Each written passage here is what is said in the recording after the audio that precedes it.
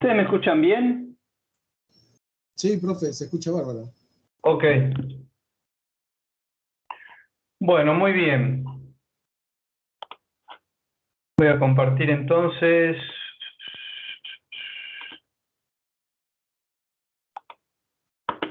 Acá estamos.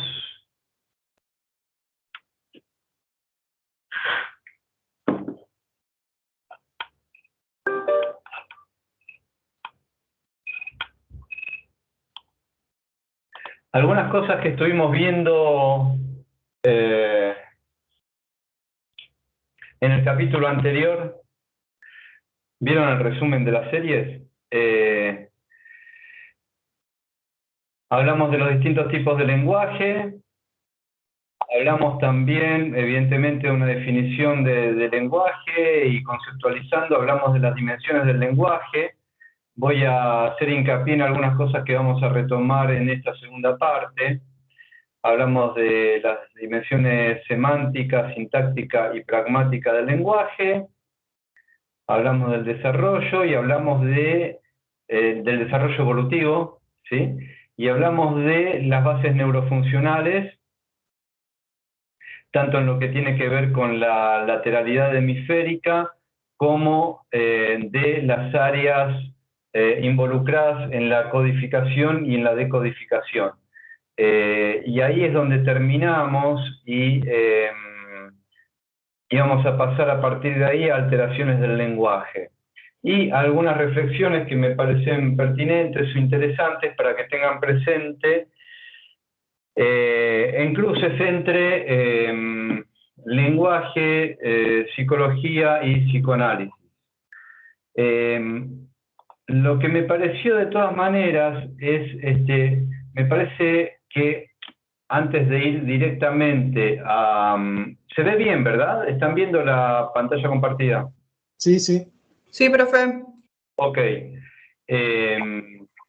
Antes de pasar a las alteraciones, me parece pertinente que volvamos a las bases neurofuncionales, así a modo de repaso.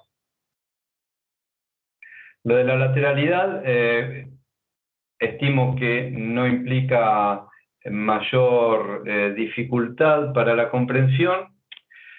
Respecto de la codificación y la decodificación del lenguaje.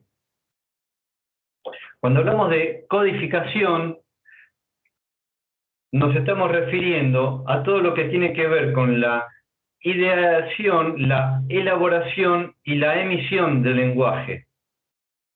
¿Sí? Del mensaje verbal, en particular, del lenguaje en general. Entonces, ideación, elaboración y emisión.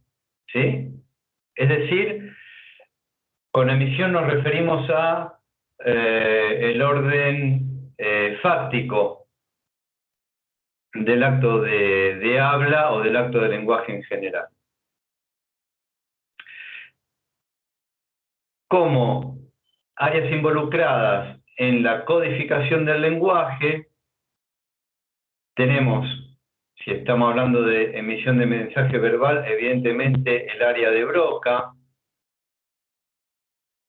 en el lóbulo frontal, es decir, función motora, áreas 44 y 45 de Brodmann, áreas 9, 10 y 11 del lóbulo prefrontal, porque tienen que ver con la planificación, con todo lo que implica la función ejecutiva. El área de Wernicke, ¿por qué? Porque también va a estar incluida en la decodificación, porque hablemos de codificación y decodificación, siempre van a estar interdependientes lo comprensivo y lo motor.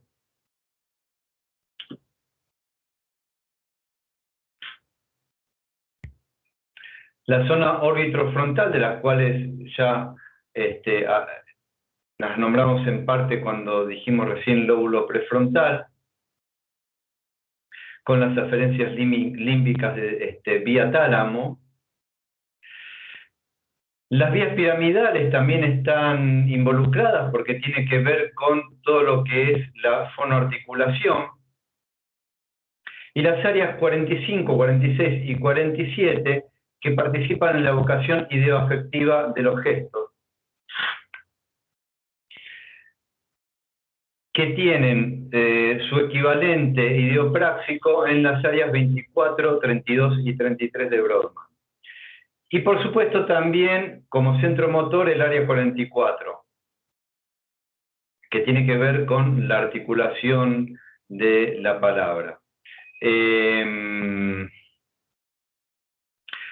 Como les decía, no estamos hablando solamente de la función motora. En la función motora está implicada la comprensión y en la comprensión también está involucrada la función motora.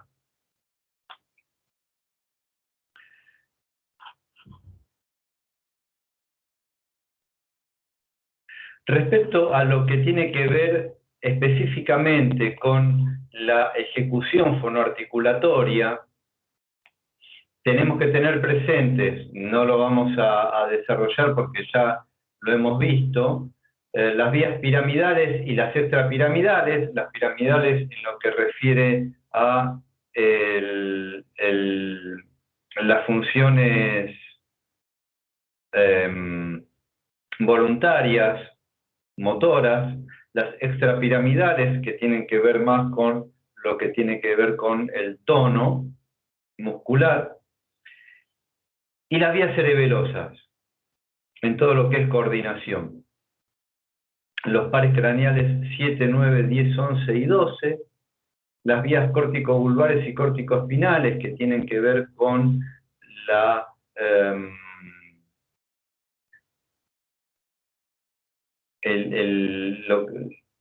la función auditiva, todo lo que es captación de sonidos y procesamiento de los mismos. Y por supuesto la comunicación interhemisférica y las conexiones interhemisféricas que ya nombramos al hablar de las distintas áreas involucradas, que no solo están involucradas, sino que también están interconectadas. En cuanto a la decodificación, cuando hablamos de decodificación, hablamos de comprensión de los significados, pero también de interrelaciones sintácticas. O sea, cómo se pone en juego no solo lo semántico, sino también lo sintáctico en cuanto a las dimensiones del lenguaje. Cómo se ponen en juego las reglas de coordinación, concordancia, etcétera, que tienen que ver también, si lo vemos desde el punto de vista psicológico, con la incorporación de la norma y con el lazo social.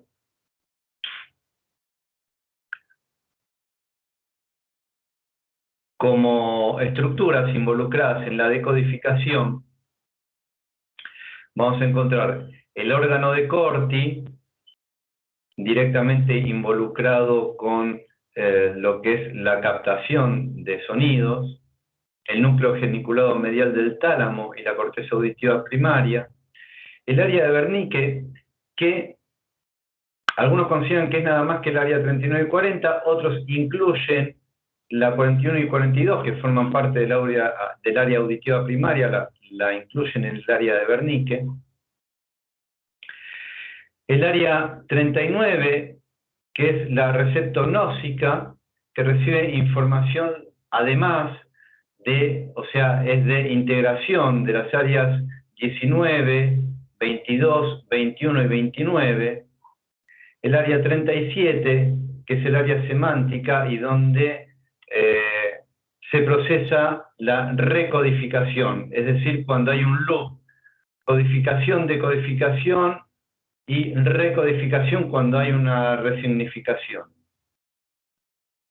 Y el giro o algún tipo de modificación en el sentido de ajuste, por ejemplo, de pronunciación o de agregado o cambio en alguna significación. Y el giro angular, que también como área de síntesis, recibe información sensorial y táctil del lóbulo parietal, visual del occipital y auditiva del temporal. O sea, es un área, como vimos en su momento, de integración. En cuanto a la codificación en sí misma, ya lo vimos, pero si vamos a puntualizar áreas y funciones, ideación y elaboración, área de Broca. Áreas 9, 10, 11 y 47 del lóbulo prefrontal, todo lo que tiene que ver con la comunicación con el sistema límbico. Área de Wernicke por la comprensión. Áreas 45, 46 y 47 por la evocación ideoafectiva, relacionado también con lo límbico. Áreas 24, 32 y 33 por la representación ideopráctica.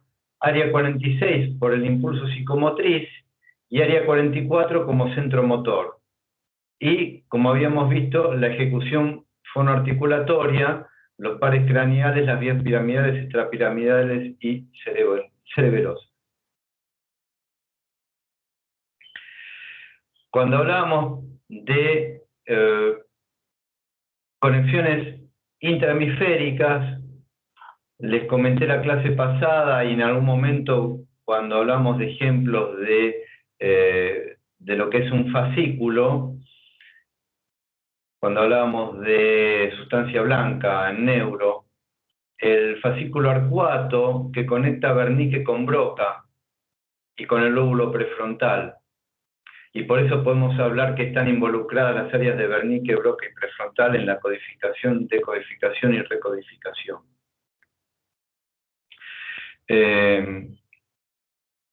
Todos los fascículos que tienen que ver con las asociaciones némicas y el fascículo uncinado, que es el que conecta el lóbulo temporal con el prefrontal. Estas serían las bases neurofuncionales del lenguaje. Ahora, vamos a ver las alteraciones del lenguaje, donde vamos a linkear no solo con las bases neurofuncionales, sino también con las funciones del lenguaje. Ya van a ver por qué. Profe, perdón que lo interrumpa. Dale. Gracias.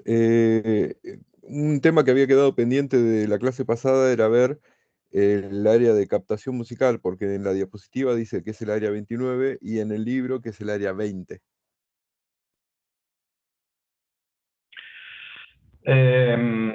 A ver. Me olvidé de eso, ¿eh? Algunos leemos el libro. ¿Cómo? Era un chiste, como decir, leemos el libro, prestamos atención. ¿Cómo te quedaste, Sensei? Yo La que me evidencia. compré el libro, de Cervantes y Magistresi, está bien.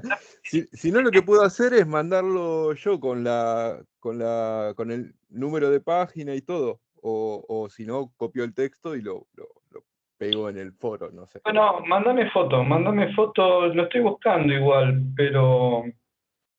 Está en la página 224, en lo que sería bases de la donde dice área decodificación 21 de lingüística. atención acústica y área 29 o de captación musical. Acá dice área 20, en la diapositiva dice 29. Yo en mi libro tengo área 29. En el mío dice la 20. Después lo investigo. Bárbaro, yo por las dudas, porque vamos a decirlo de esta manera, valga la redundancia, llegase a ver una pregunta al respecto en el examen y decimos, pará, es la 20 y cuánto. No, es que además, en una de las dos ediciones, si es la... ¿Vos qué edición tenés? Ya digo, la de... el año, no, a ver, ¿cuál está? Sería... 2011. 2011, sí. Sí, es la misma. Bueno, no sé qué Página está la última. 224. Sí, está bien, está bien. Yo ya lo identifiqué en mi edición. Yo tengo la edición más vieja y no me fijé en la otra que la tengo también digitalizada. Después me voy a fijar bien. Lo importante también es que esté bien a partir de ahora, ¿sí? Por lo tanto, hay un error de tipeo ahí o hay una corrección, hay que ver, ¿sí? A mí tengo la impresión que es el área 29, pero lo vemos después. ¿Mm? Profe, Excelente, si está gracias. encima en el choice, si está la pregunta, valen las dos respuestas. Eh, si hacemos una pregunta con eso, es porque vamos a haber identificado cuál es la información correcta. Identificado y compartido. Así que, Sí, a mí me llamó la atención porque me gusta mucho el tema de la música y eso. Por eso lo rescaté ahora como para tenerlo presente. está perfecto, está perfecto. Después me voy a fijar. La verdad que no lo había.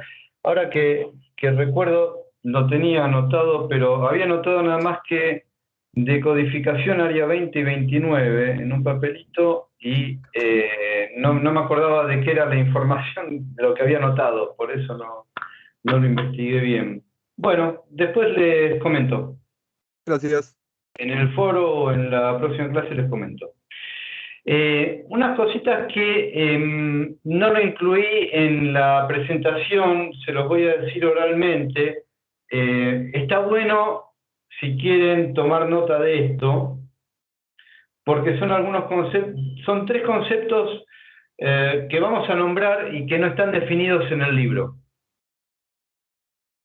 Y que tienen que ver, son importantes para la comprensión de algunas alteraciones del lenguaje. Son conceptos que tienen que ver con la lingüística. Cuando hablamos de fonema, por ahora tómenlo como conceptos aislados. Le van a aparecer en este momento descolgados, ¿sí? Pero tómenlos, ténganlos ahí a un costadito y después les va a servir para linkear, para hacer la nota al pie o el link con la información que así lo requiera. Cuando hablamos de fonema, hablamos de unidad articulatoria mínima de sonido consonántico o vocálico. Primero se los dicto. Unidad articulatoria mínima de un sonido consonántico o vocálico. ¿Qué quiere decir esto? Sonido vocálico, A. Lo que luego tiene en todo lo que es la semántica, los signos fonéticos, tiene su signo fonético especial, ¿sí? Como L, como M, esos son fonemas, ¿sí? Son unidades articulatorias mínimas de un sonido. ¿Se entiende? Lo que serían los sonidos para, por ejemplo, para la X de lo que es el sonido de G más S o C más S.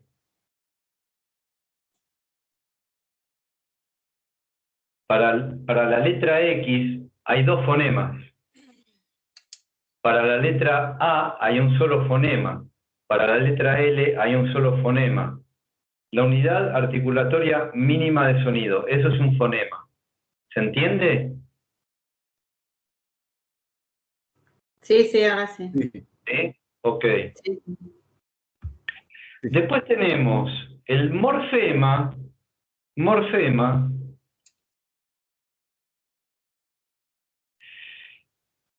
que es la información gramatical de una palabra. ¿Y a qué nos referimos con esto? Género, número, persona, modo y tiempo si hablamos de verbo. Todo lo que tiene que ver con la información gramatical de una palabra, que tiene que ver luego con la concordancia.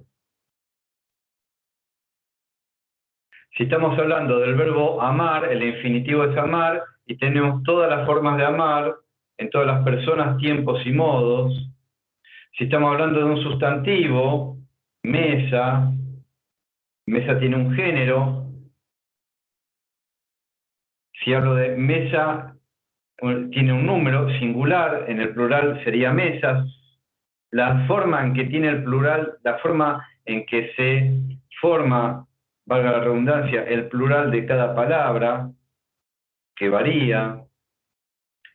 Todo ese conjunto de información gramatical de cada palabra es lo que se conoce como morfema.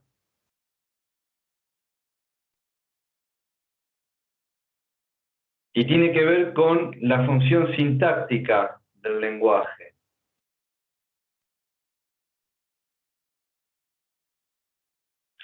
Y después tenemos el lexema, que tiene que ver con la función semántica del lenguaje, que es el significado básico de una palabra. ¿Se entiende? ¿Se entiende, gente? ¿Cómo, profesor, cómo Sí. dijo? ¿Cómo dijo? Eczema. ¿Función o...? Perdón. ¿Entendí? ¿Función semántica dijo? Sí, dijo función semántica. Claro. Lexema, ¿por qué función semántica? Porque tiene que ver con el significado de la palabra. ¿Sí?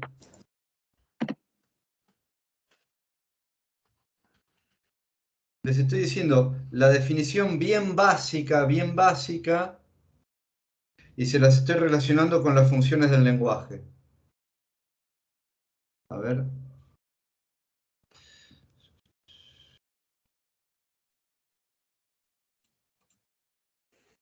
¿Se ve la pantalla compartida todavía?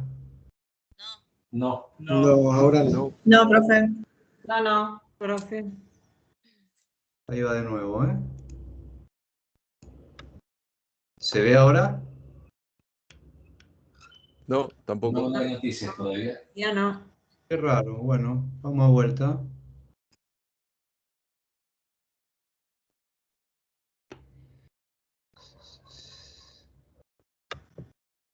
¿Ahora sí? Ahí sí. Bien. Ahora sí. Entonces, cuando hablamos del lexema es el significado básico de una palabra. ¿A qué estamos remitiendo? A la dimensión semántica del lenguaje. ¿Sí? Cuando hablamos de morfema, estamos hablando de la dimensión fonológica, morfológica y sintáctica, que algunos la agrupan directamente y dicen sintáctica del lenguaje. ¿Por qué? Porque estamos hablando de todo el conjunto de la información gramatical de una palabra.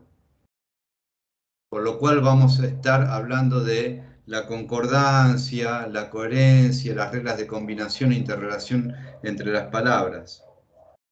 ¿Sí? Y cuando hablamos de fonema, hablamos de unidad articulatoria mínima.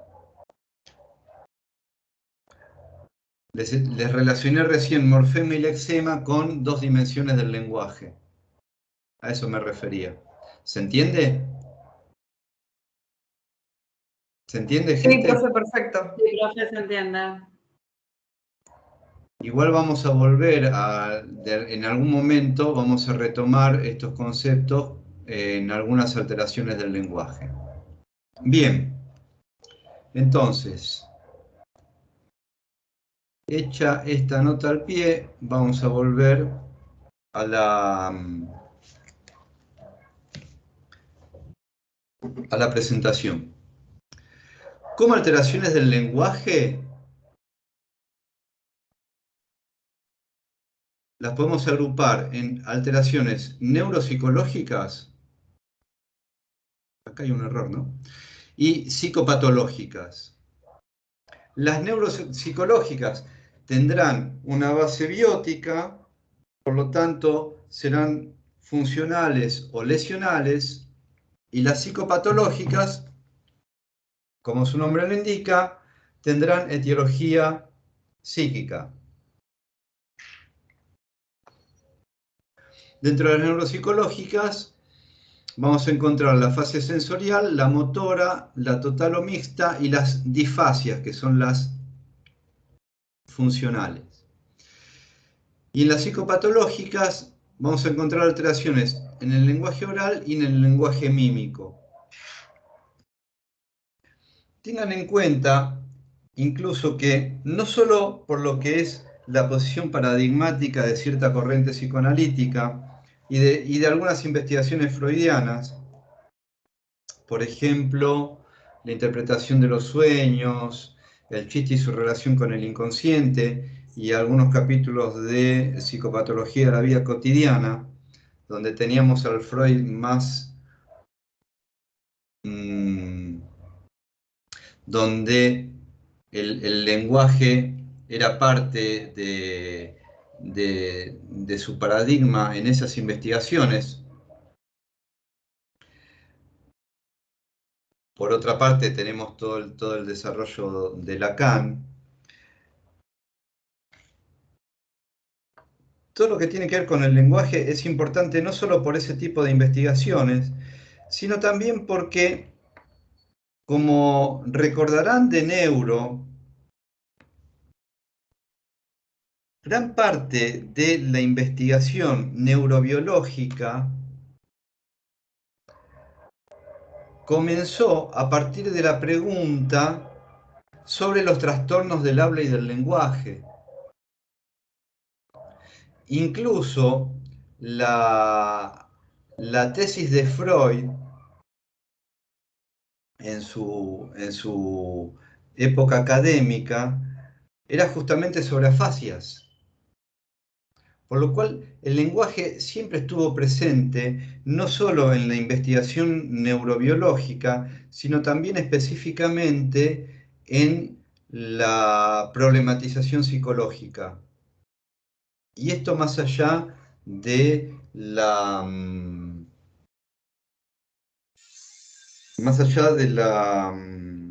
de las corrientes, ¿sí? Por eso es un tema tan importante. Cuando hablamos de afasia, hablamos de imposibilidad para la comunicación del lenguaje oral o escrito a consecuencia de una lesión cerebral una vez adquirido el lenguaje, ¿sí? Por eso hablamos de lesión. Afasia, literalmente, quiere decir carencia de palabra. Pero es imposibilidad para comunicarse. Ahora vamos a ver qué tipos de afasia hay. Si es de comprensión o si es de expresión. Pero estamos hablando de imposibilidad para comunicarse por el lenguaje oral o escrito.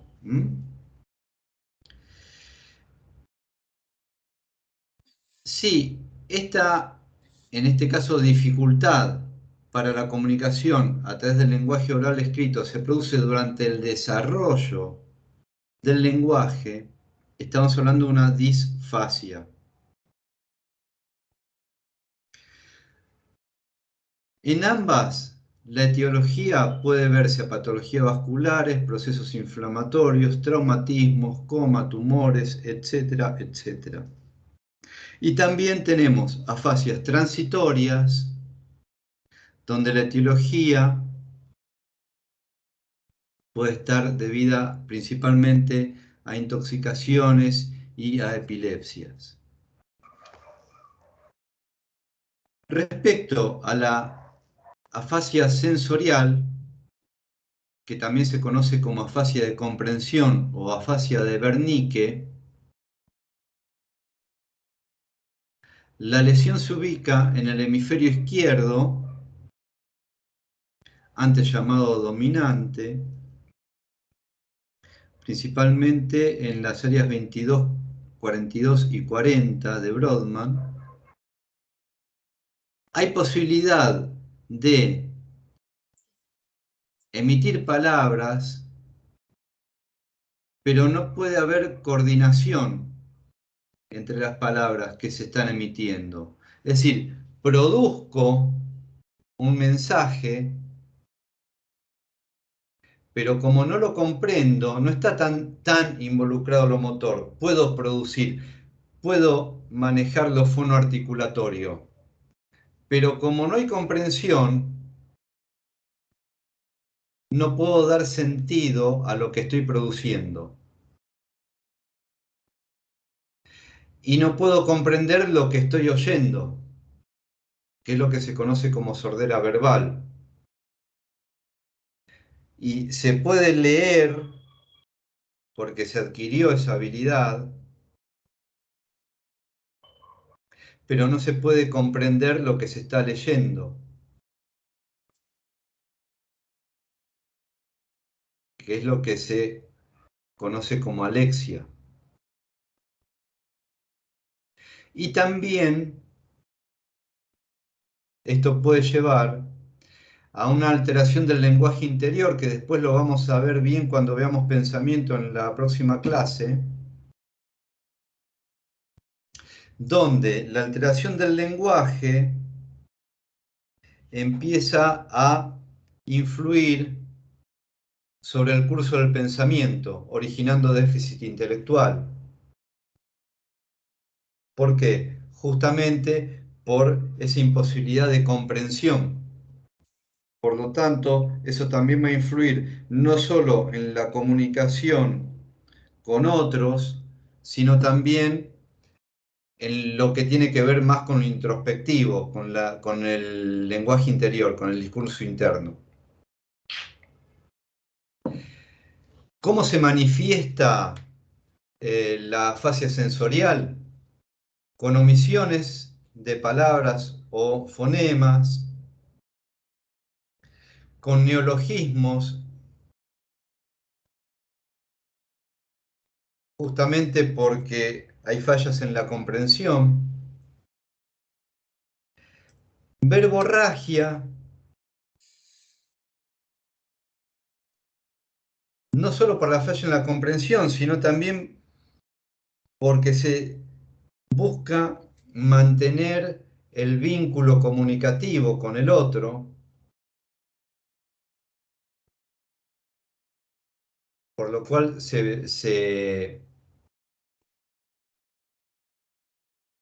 para mantener esa comunicación hay un habla verborrágica justamente por eso, porque no se puede comprender, pero sigo tratando de buscar la atención del otro. Incluso puede haber ecolalia también. Y jergafasia, que lo vamos a ver también un poquito más desarrollado en la clase que viene, que tiene que ver con lo que se conoce como ensalada de palabras, donde no hay una coordinación entre las palabras del mensaje que se está emitiendo. Bien, ¿se entiende hasta acá? Sí, profe, Sí, profe. muy claro. Sí, sí. Sí, sí. Bien. En cuanto a la afasia motriz, que se conoce también como afasia de Broca o afasia de expresión, la localización es el área 44 del hemisferio izquierdo. Si esa es la lateralización dominante. Y se acompaña con afemia, agrafia y también alteraciones en el lenguaje interior. Cuando hablamos de afemia, hablamos de imposibilidad de expresión de sentimientos e ideas, así de simple. Y agrafia, que lo han visto en aprendizaje, que también es considerada una afasia motriz. Y la afasia total o mixta, también conocida como afasia de Dejerine, es una afasia de Wernicke con afemia y agrafia. No hay comprensión del lenguaje oral ni escrito y tampoco hay posibilidad de expresión. Por lo cual, también hay una alteración del lenguaje interior y del curso del pensamiento y un evidente empobrecimiento del lazo social, que incluso puede llevar a la necesidad de hacer diagnósticos diferenciales, que lo vamos a ver que sucede mucho en las disfasias. Las disfasias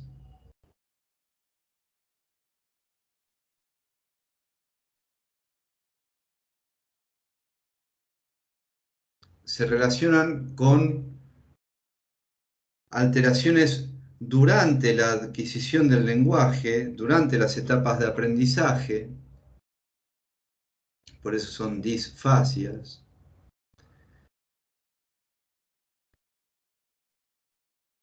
Y encontramos el trastorno expresivo del lenguaje, donde hay dificultades para, por ejemplo, la conjugación verbal, el recuerdo, la producción de oraciones extensas, la producción de oraciones con dos o más proposiciones, dificultad para la adquisición de nuevos vocablos. Va acompañado o produce trastornos del aprendizaje, es decir, dislexia, disgrafia, y también de expresión como taquilalia y ritmo errático, y por supuesto alteraciones del comportamiento social, pero que son donde la alteración del comportamiento social es secundaria a la alteración del lenguaje. ¿Se entiende? Pasa lo mismo que las alteraciones en el discurso interior o el discurso del pensamiento, que en ese caso también son secundarias a la alteración, a la patología del lenguaje, al trastorno del lenguaje. ¿Me explico? Sí. Profe, una pregunta. Sí. ¿Cómo podemos definir, desde mi ingenuidad, ¿no? ¿Cómo podemos definir este tipo de trastorno con un trastorno de la memoria? No te entiendo. ¿Cómo podemos diferenciar el trastorno expresivo del lenguaje, donde habla de un vocabulario limitado, dificultad para la conjugación verbal, y el recuerdo o la producción de las oraciones extensas? ¿Cómo nosotros lo podemos diferenciar de un trastorno de la memoria? En un trastorno de la memoria no tenés dificultades de expresión en otro tipo de contenidos. Bien. Acá la dificultad de la expresión del lenguaje está en cualquier tipo de contenido. Perfecto. ¿Sí? Y puede estar evidentemente involucrada la memoria, depende de las áreas involucradas. ¿Sí? Sí. Perfecto. Muchas gracias. Incluso cuando, no es nada, incluso cuando estás en una etapa de adquisición de nuevos significados o de nuevas reglas, por ejemplo, que estaba muy interesante lo que en un momento refiere el libro, que tiene que ver con el proceso de mielinización también. Recién hacia los 6 años es posible comenzar a adquirir nuevos modos verbales, como el modo subjuntivo. Si el trastorno ocurre antes, no vas a poder adquirirlo y después, evidentemente, no vas a poder recordarlo tampoco, porque no va a estar adquirido. Todo depende también del momento en el que ocurra la lesión, ¿sí? En cuanto a la adquisición de conocimientos o habilidades. ¿Se entiende? ¿Me explico? Clarísimo. Bien. En cuanto a lo que se conoce como trastorno receptivo expresivo, la dificultad está tanto en la comprensión como en la expresión, porque están interrelacionadas. Esto tiene que ver con la pregunta que hacías recién, asociadas a amnesias y a dificultades de comprensión. ¿Por qué? También depende del área involucrada, del área o de las vías de conexión involucradas.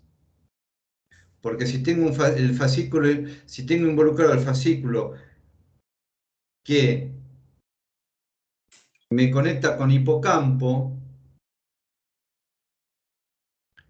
entonces puedo apelar a esa memoria almacenada en alguna de las áreas secundarias o resignificadas en hipocampo también, pero no tengo la manera de traerlas para expresarla a ese vocablo, ¿sí? En el trastorno del lenguaje receptivo expresivo, justamente por ser lesional y por haber sido en algún momento adquirido, pero por afectar la comunicación, muchas veces es necesario hacer un diagnóstico diferencial, y depende del momento en el que ocurra la lesión, con retardo mental, psicosis o trastorno del espectro autista. Vieron que muchas veces cuando un chico muy chico, antes de la adquisición de la habilidad de expresión verbal, no se comunica, o ya cuando tiene que empezar a hablar no habla, bueno, ahí hay que ver si el problema tiene que ver con un trastorno del lenguaje que puede estar afectando en general la comunicación, la adquisición de lenguaje en general, y no se está comunicando porque no sabe cómo comunicarse, tiene un espectro de habilidades comunicativas muy, muy pobre, o se trata de un retardo mental o de una psicosis. En general, el trastorno del espectro autista se puede diferenciar, pero bueno, estamos hablando de espectro, muchas veces es necesario también hacer diferencial con trastorno del espectro autista. En cuanto a las manifestaciones, estuvimos hablando hasta recién de las alteraciones del lenguaje desde el punto de vista de la etiología, las áreas involucradas y las características. Vamos a ver cómo se manifiestan estos trastornos desde el punto de vista fáctico. O sea, cómo se dan en la práctica las afasias y las disfasias. Y para eso vamos a necesitar tener en cuenta las dimensiones del lenguaje. Por eso habíamos vuelto a repasarlo al principio de la clase. Por ejemplo, están las parafrasias fonémicas, que se relacionan con problemas de pronunciación por omisión o adición de fonemas. Ya hablamos de lo que quiere decir fonema. Y acá es necesario hacer el diagnóstico diferencial con trastornos dislálicos. Y tiene que ver con la dimensión fonológica, morfológica y sintáctica del lenguaje, que es la que está afectada.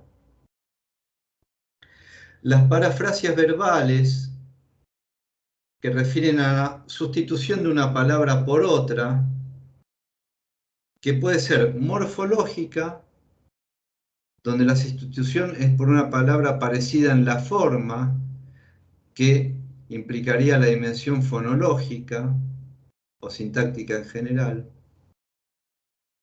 Por ejemplo, decir aro por oro. Siempre me sale el mismo ejemplo fácil. Y la dimensión semántica, que afectaría justamente a la dimensión semántica, la parafrasia semántica, perdón, que refiere a cuando se modifica, se reemplaza una palabra por otra relacionada conceptualmente. Por ejemplo, cuaderno y carpeta, ¿sí? Lapicera y lápiz. Anomia es dificultad en la producción de palabras. Y ojo, porque anomia también tiene otro significado totalmente diferente en sociología. ¿Está? Que tiene que ver con la falta de normas. Y también en psicología, creo que Freud lo ha usado, anomia. Me parece.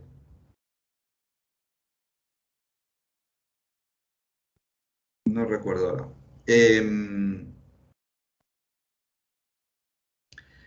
Anomia en sociología refiere a la falta de normas en ese momento, en ese contexto sociohistórico, o las normas están perimidas o no están a la altura de lo que es el cambio social de la época, por lo tanto, no son respetadas, digamos. Lo estoy diciendo muy rápidamente. Pero cuando estamos hablando de trastorno del lenguaje, hablamos de dificultad en la producción de palabras. Por lo tanto, se usan sustitutos, si no recuerdo una palabra, el coso ese. El cosito ese que sirve para cuando el típico chiste de que va a la ferretería, ¿sí? La disprosodia tiene que ver con la manifestación de una alteración del lenguaje que involucra la melodía del discurso y tiene que ver con la dimensión pragmática del lenguaje. Son esos casos donde, por alteraciones, esto muchas veces tiene que ver con lo psicopatológico. En la producción del discurso hay un lenguaje totalmente aplanado, ¿sí? Como justamente la emocionalidad, totalmente monótono o aplanado. O cuando hay un pseudoacento, que puede ser debido, por ejemplo, a un trastorno de personalidad. Agramatismo y disintaxia, donde está involucrada la dimensión sintáctica, donde el discurso no se va armando según las reglas gramaticales. Entonces, se omiten palabras, se omiten, por ejemplo, proposiciones, no hay concordancia en la conjugación verbal o entre la persona verbal y el sujeto. En esos casos hablamos de agramatismo y disintaxia.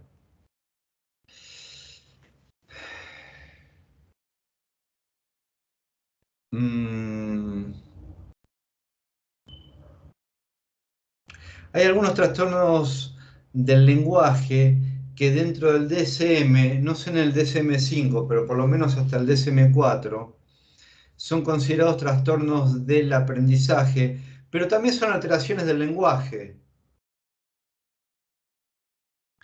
Y de alguna manera, no totalmente, se pueden revertir si aparecen durante el desarrollo. Y ahí encontramos la alexia, la grafia y la disgrafia.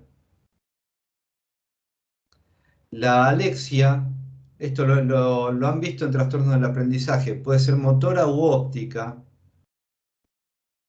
Es una falla en la relación entre los signos gráficos y los conceptos. ¿Debido a qué? A que están dañadas las áreas de asociación.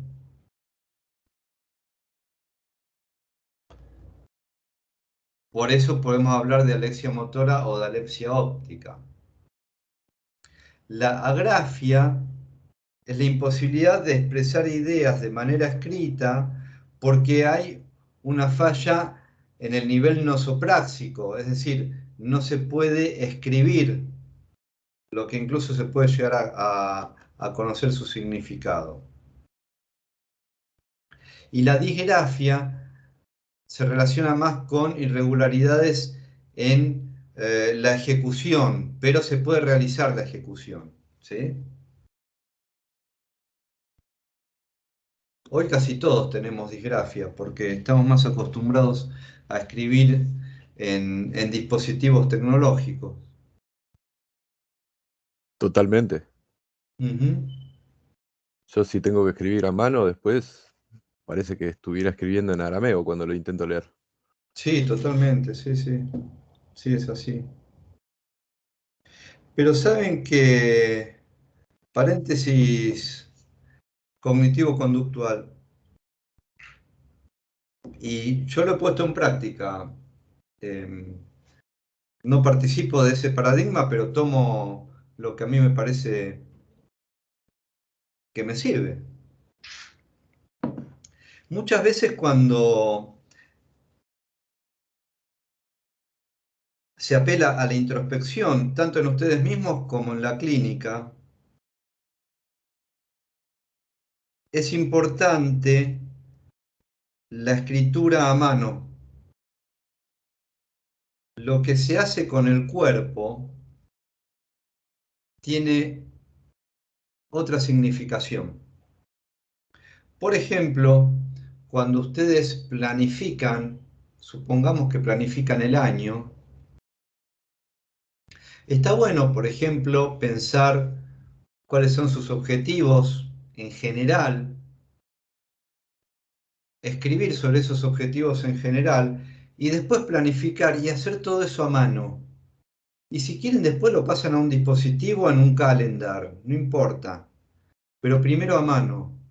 Tiene otro nivel de elaboración. Incluso cuando hay que sacarse de encima emociones que no les gustan, también es bueno escribirlas y quemarlas, por ejemplo. Tiene otro nivel, realmente tiene otro nivel. Hay un montón de técnicas para eso.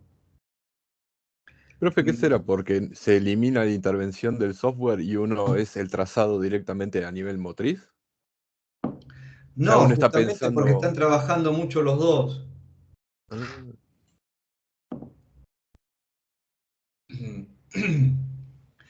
Tiene muchos más fundamentos, pero están trabajando los dos. Sí, sí, esos dos niveles, digamos. Pero también tiene que ver con otras cosas, si querés, con el registro imaginario también. Hay cierta articulación entre lo imaginario y lo real, ahí, bueno. Em, hay un montón hay toda una fundamentación y hay un montón de técnicas que aprovechan esto. Y yo la verdad que incluso en algún momento, sin abusar de esto, pero en algún momento lo aplico en la clínica, realmente. Y lo he aplicado hasta conmigo. ¿Esto a qué venía? A que está bueno poder conservar esto del escribir a mano también. Se siente de otra manera lo que se escribe. A mí me ha pasado incluso de escribir poesía en el teclado o en o en un móvil, pero no es lo mismo, ¿eh? No es lo mismo que escribirlo con un lápiz, con una lapicera. La verdad que se disfruta de otra manera. Más, qué sé yo. Cuestión de probar. Bueno, em, porque está involucrado el cuerpo, ¿sí? Principalmente por eso. No estoy hablando del órgano, también está involucrado el orgánico, pero está involucrado el cuerpo. ¿Mm? Bien. ¿En qué estábamos? Dislalia. Sí.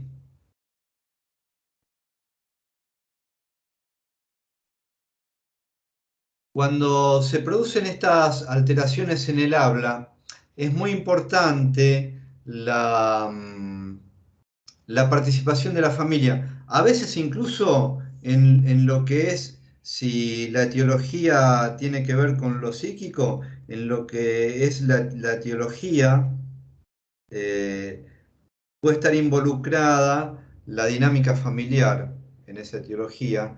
De todas maneras, siempre es importante la participación familiar en cuanto al tratamiento, en cuanto al acompañamiento. Cuando hablamos de dislalia, hablamos de problemas en la producción de ciertos fonemas, donde no hay un compromiso neurofuncional. ¿Vieron los chicos que principalmente se dan chicos, pero a veces incluso permanecen adultos?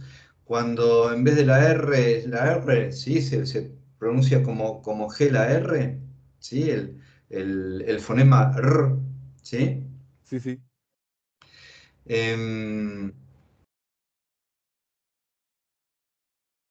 Generalmente es en ciertos grupos de fonemas consonánticos. Y se resuelve con acompañamiento familiar y tratamiento de fonoaudiología.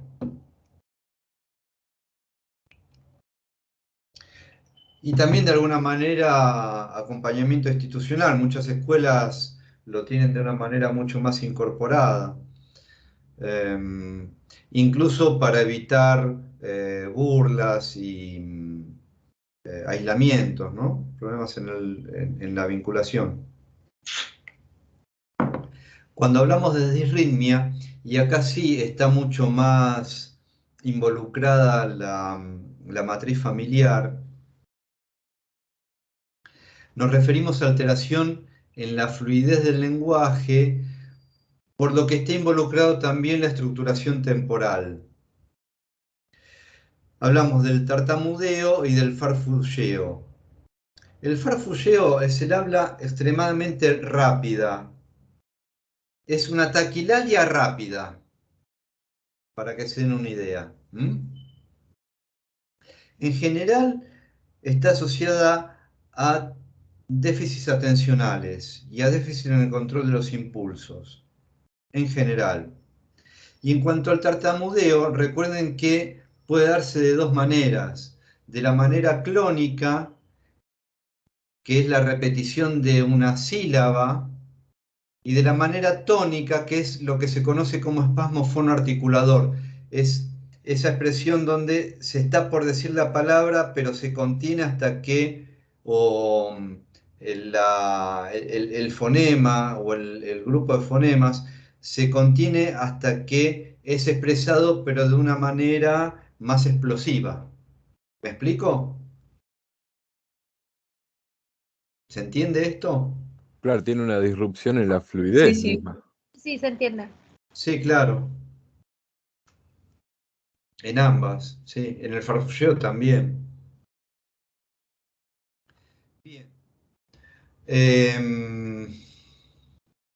Hay otros trastornos que tienen que ver con alteraciones que no están localizadas en corteza, pero tienen que ver con alteraciones del lenguaje. Y que tienen que ver y que van a originar o pueden originar otro tipo de alteraciones, principalmente del aprendizaje, por ejemplo las hipoacusias. ¿Por qué? Porque van a afectar a la adquisición de la lectoescritura y al enriquecimiento del vínculo social, del lazo social. Por lo cual muchas veces hay que hacer diagnóstico diferencial también.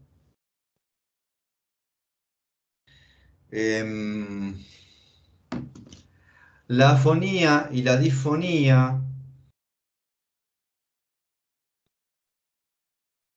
son consideradas también alteraciones del lenguaje que tienen que ver con la expresión y que muchas veces tiene una etiología emocional. Tenemos casos paradigmáticos como el caso Dora, si recuerdan. La disartria, que se relaciona con la dificultad en la articulación de sílabas, pero que tiene que ver con anomalías neuromusculares. Acá no hay una anomalía desde el punto de vista de la corteza, desde el punto de vista de la expresión, del procesamiento del lenguaje, sino con problemas de índole motora. Por eso, Área de Broca. articulación. No, pero no de la corteza, no de la corteza, sino de las vías motoras involucradas, ¿sí?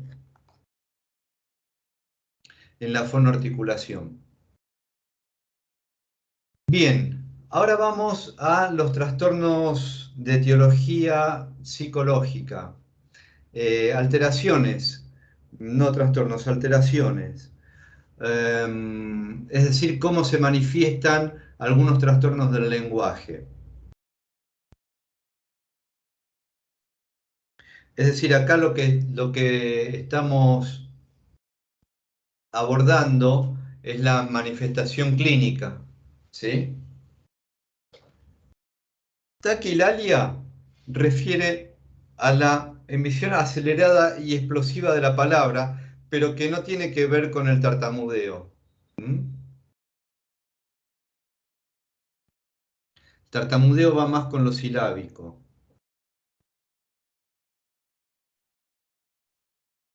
Es la expresión acelerada en el tiempo, muy típico de manía y de cuadros de excitación psicomotriz. O en algunos momentos, en los primeros momentos del alcoholismo, porque después es bradilalia, o intoxicación cocaínica, por ejemplo. Y en esos casos va acompañada de taquipsiquia. También lo vamos a ver en la clase que viene. Verbigeración refiere a la repetición frecuente y ya fuera de lo habitual de un vocablo o frase que no tiene sentido con que no concuerda con el sentido general del mensaje. Es muy propio de la esquizofrenia. Quizás se repite, por ejemplo, yo les estoy comentando la clase y les repito la palabra, no sé, mate, mientras les estoy comentando una definición, y la repito porque en mi brote tengo que decir mate porque estoy participando de una comunicación extrasensorial y porque tengo una alucinación extracampina y sé que me están escuchando desde el otro edificio y me estoy comunicando. ¿Puede Estoy darse con inventando. fonemas? En ¿Cómo? vez de palabras enteras, con fonemas. En general, vocablo o frase. Gracias, gracias. De nada. Bradilalia, bradilento, lalia, articulación del lenguaje oral. Bradilalia es lo opuesto a taquilalia. Cursa con bradipsiquia y refiere a la lentitud en la expresión verbal propia principalmente de algunos cuadros depresivos y algunos cuadros de confusión mental, incluso de trastornos de estrés postraumático también.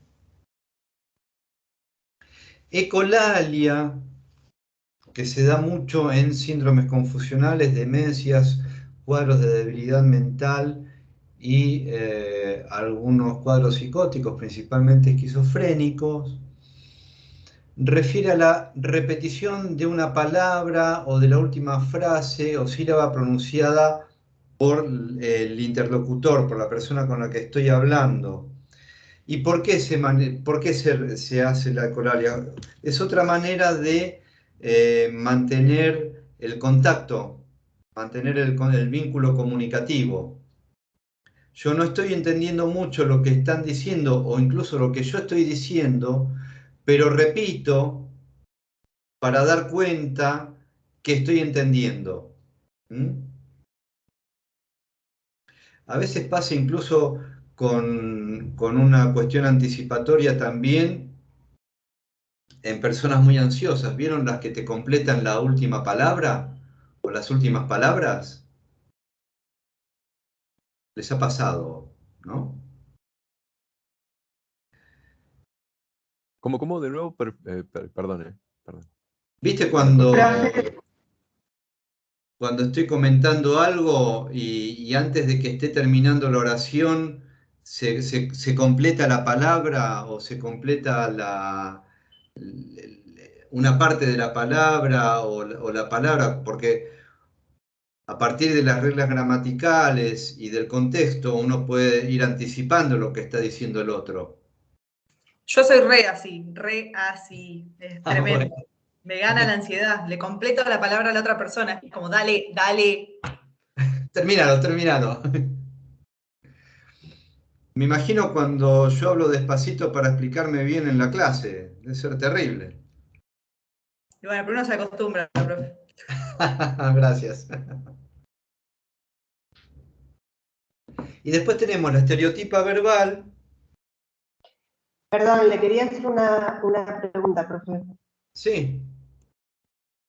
Acá cuando en la ecolalia, en el libro, habla que también se dan los casos de sugestibilidad normal. Y me pregunto como un ejemplo, ¿qué podría decirme? No entiendo bien sugestibilidad normal. No sé bien a qué se refiere ahí, déjame ver, a ver. Yo lo tengo en la página 242. Al final del párrafo, quiero decir. El último renglón. Yo no tengo en otra... Que dice que sean demencias, debilidad mental, oligofrenias, sugestibilidad normal.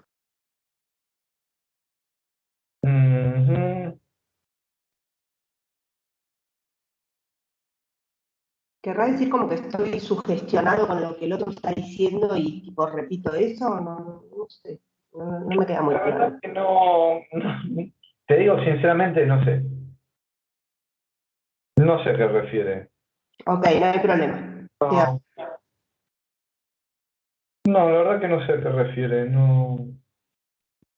Debe ser algo así, como que si es que repito, en lugar de tal vez estar atento y escuchando, estoy como sugestionado con eso que dice y lo afianzo. Yo creo que está refiriendo más a algunos cuadros de debilidad mental que se pueden relacionar con eso. Me parece. En cuanto a la...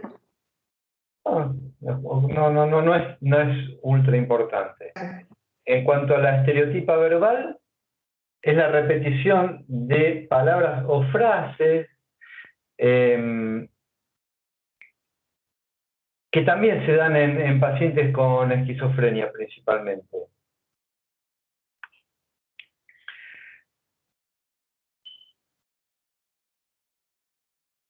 Y tienen un poco cierto tipo de... tienen la misma...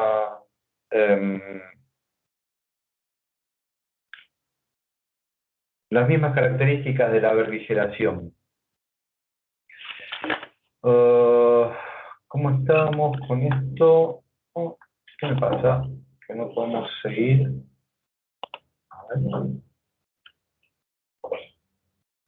Otras alteraciones, vamos a ir explicándolas, pero están bien explicadas en el libro. La verdad que no demandan demasiada complejidad. No son tan complejas como para que demande demasiado tiempo para comprenderlo, pero las repasamos como para ver si hay dudas o si no se comprende bien y se ejemplifica. El neologismo, todo esto es parte fundamental de Psicopato. Les cuento que lo vuelven a ver todo esto en Psicopato y por supuesto en Clínica. Neologismo es la creación de una palabra sin significado consensuado. ¿Cuándo se dan los neologismos? Se dan en los cuadros psicóticos, es cierto. Pero también en el arte, los surrealistas se cansaron de inventar neologismos. Lacan, 789 neologismos. Me acuerdo porque hay un libro que se llama 789 neologismos de Lacan. Porque estaba generando un conocimiento nuevo y no tenía otra manera de decirlo. Hoy Entonces, en Lacan, en Psicosis, vimos el Maleato. ¿cómo? Es este. No te escuché bien. Y hoy en Psicosis, en Lacan, vimos el caso Maleato. Ese sería un neologismo. Ajá. Sí, sí.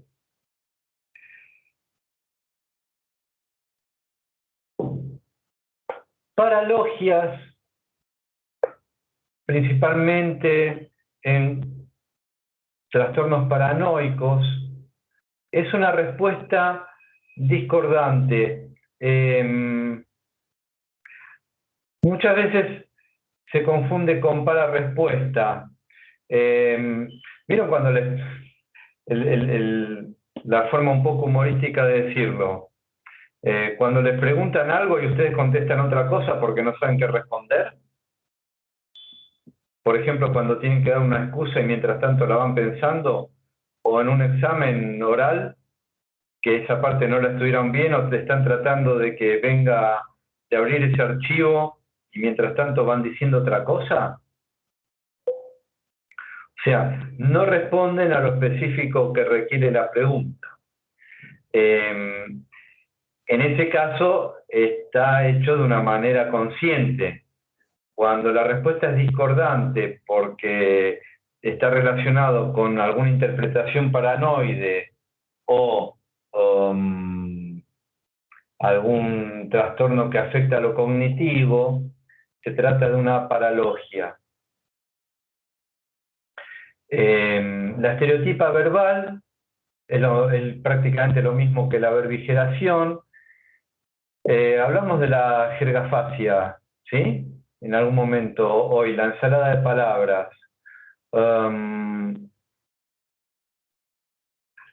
El tema es que en la jergafasia no solo hay un ritmo acelerado, sino que también es muy propio del discurso psicótico, tanto oral como escrito. No hay concordancia ni desde el punto de vista del sentido, ni desde el punto de vista sintáctico en lo que se está diciendo, en el mensaje. Y eso justamente tiene que ver con fallas en la incorporación de la norma, en este caso de las reglas del lenguaje. Pero hay una norma que no se incorporó justamente por fallas en la función del nombre del padre, en definitiva. La musitación es esa murmuración constante que se puede ver en algunos cuadros psicóticos. Tiene esa gente que va hablando todo el tiempo y después se dan cuenta que tenían un auricular con micrófono. Bueno, es una manera de... Es como House, en un capítulo de Doctor House hacía para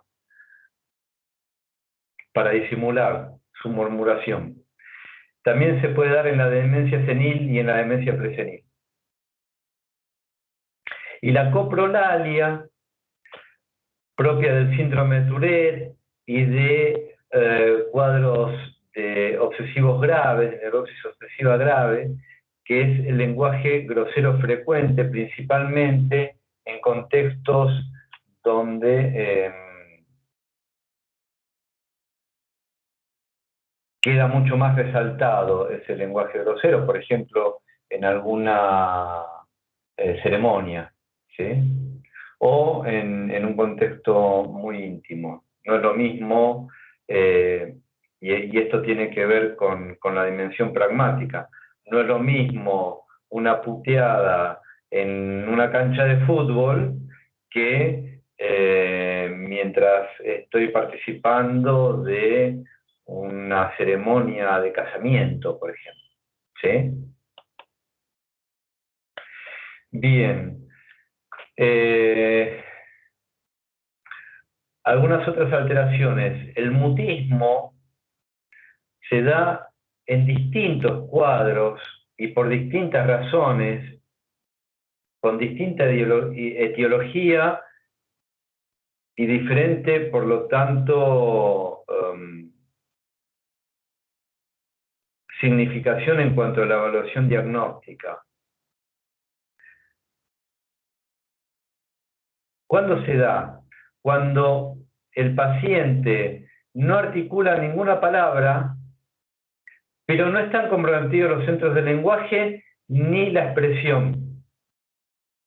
O sea, no tengo ningún trastorno cortical, no tengo ninguno de los trastornos que vimos, por eso psicógeno, ni ningún trastorno motor. Por una cuestión, por una causa voluntaria o por una disposición psíquica particular, por ejemplo en el estupor, por ejemplo en la histeria catatónica. Había una película, ahora no me acuerdo, de Pasolini, Pier Paolo Pasolini,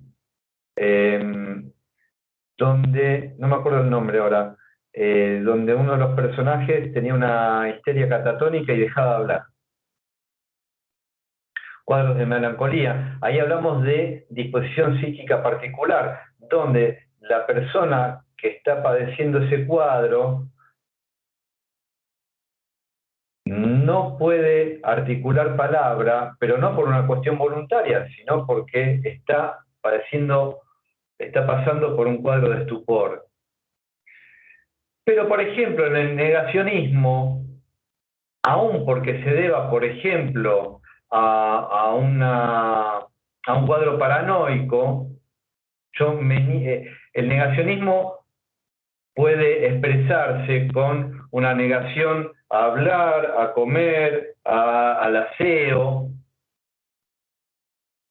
a todo tipo de colaboración o comunicación con el otro, porque es por donde hay una actitud voluntaria en cuanto al mutismo, secundaria a una interpretación delirante. ¿Me explico? Sí. Pero en otro momento puedo expresar, ¿sí? Puedo articular. Profe, ¿y cómo se vería eso, por ejemplo, en los casos estos donde estas religiones donde tienen votos de silencio y esto? Porque si se habla de causa voluntaria, entraría en el mismo, en la misma tipo de nomenclatura, ¿no? No, porque ahí, si vos haces un voto de silencio,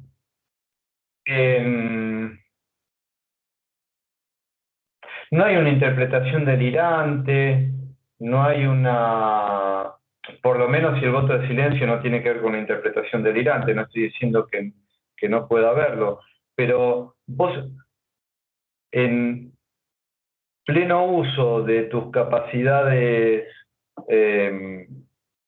mentales, no está involucrada tu integridad mental en general, vos decidís no hablar por un periodo de tiempo. Y eso es una decisión voluntaria donde incluso Decís, a partir de ahora no voy a hablar por cierto periodo de tiempo, si es por un periodo de tiempo, y ahí estás en pleno contacto con la realidad consensuada. No tiene que ver con la interpretación paranoica, por ejemplo, ni delirante en general. ¿Me explico? Sí, sí, sí, ahí me quedó claro, gracias. ¿Sí? Sí, creo que sí. Incluso no te estás negando a hablar porque hay un problema con el lazo social. Le estás diciendo, bueno, por cierto objetivo, yo decido hacer un voto de silencio. ¿Sí? Siempre recuerdo a Hugo Mujica, que hace poco les compartí una frase de él, esto de atar y desatar, ¿se acuerdan? Cuando hablamos, las historias solo suceden a quienes son capaces de nombrarlas, hilvanar latidos, atar y desatar, que son capaces de contarlas. Cuando hablábamos de memoria, Hugo Mujica, después de hacer experimentaciones beatniks con LSD, etcétera, en Estados Unidos, se hace monje trapense, vuelve a Argentina, se hace monje trapense, hoy es un gran filósofo, un tipo que admiro muchísimo. Se hace monje trapense y hace creo que 7 años de voto de silencio. Y cuenta cuando vuelve a emitir, articular palabras, cuenta todo lo que significó emocionalmente para él. Es muy, muy propio de muchas prácticas religiosas. Bien, y que no implican trastorno mental ni cuadros psicóticos.